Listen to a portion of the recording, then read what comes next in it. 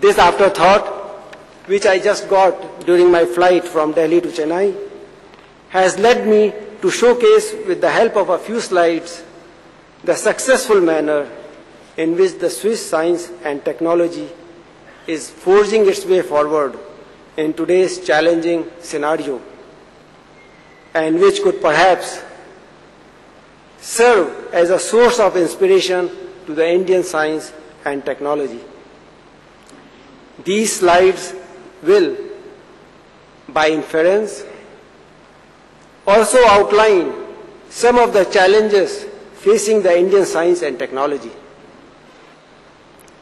The case study of Switzerland leads by example. Here is a country with no natural resources, but which has grown into a prosperous and dynamic economy.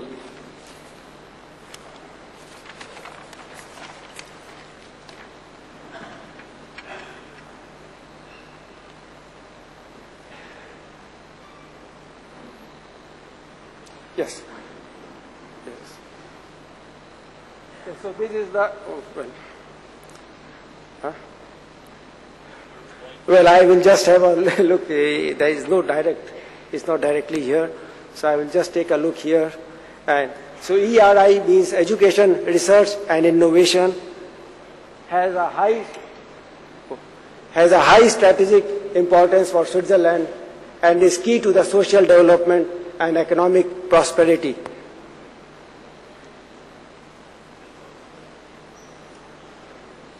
So now here you see the Swiss academic landscape. So it's a landlocked country. On the four sides you have France, Germany, Italy and Austria. And you have 10 institutes, 10 universities and 2 institutes of technology, EPFL and EPFZ. So in 2007, we had 117,000 students.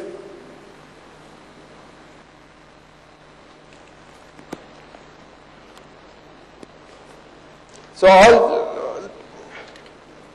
all these 12 institutes combined had a strength of 117,000 students, of which 49% were girls, and of which 23%, mind you, 23% came from foreign lands.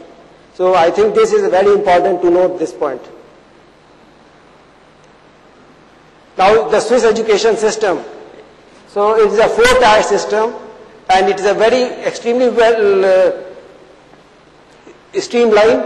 So that when I speak of 4-tier, so primary education is 1 tier, lower secondary education is the 2nd tier, upper secondary level is the 3rd tier, and the university level is the 4th tier.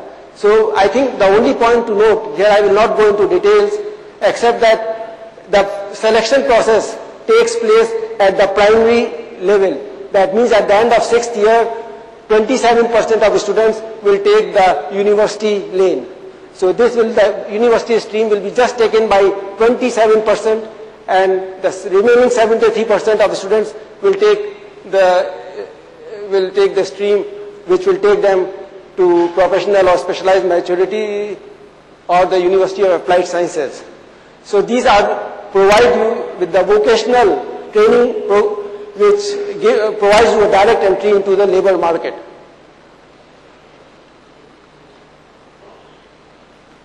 So why I am showing you this?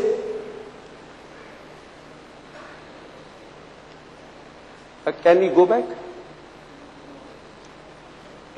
Or we cannot return? Or has it blocked? Yes.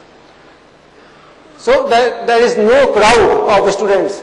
When a selection process is done, so there is no crowd, only 27% will go there, and 50% of the students will leave this, so there is no crowd on both along both the streams. So then we don't have any JEE type of exams. So one of the most internationalized student bodies in the world, where you see about 15% students are from foreign countries. The percentage of PhDs in 2004. So Professor Surendra Prasad was talking for the necessity of having PhDs. I think it is very important, but because these are the persons who will produce and transfer knowledge in the knowledge-based society. And in Switzerland, we have over 2.7% of working population is PhD.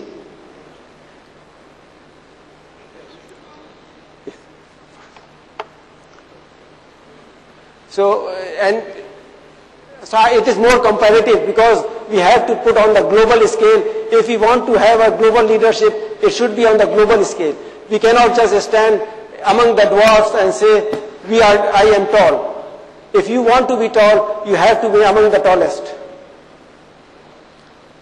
So now, this is for publication. So number of publications, which I think is very important.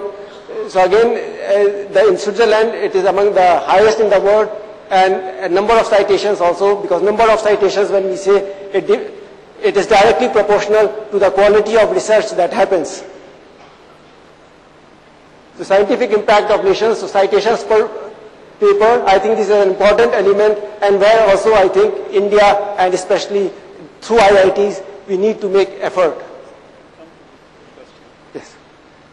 And this is the area-wise, because there is no time, so I will not go into detail.